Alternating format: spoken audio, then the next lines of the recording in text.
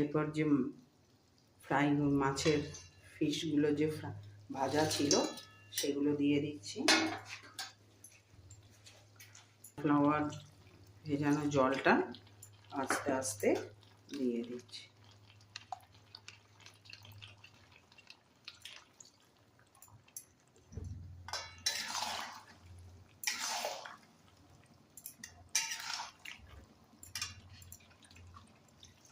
দিয়ে দিলাম, এবার একটুখানি মিক্সিং করে দিই।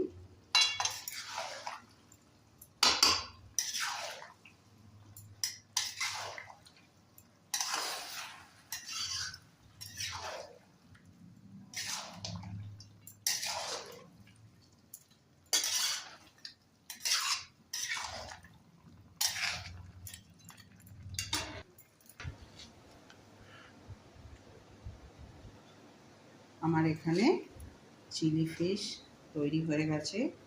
এটা চাইনিজ যেহেতু ডিশ, এটা চাইনিজ ফ্রাইড রাইস, চাউমিন, পরোটা, নান, রুমালি রুটি এগুলো দিয়ে ভীষণই ভালো লাগবে।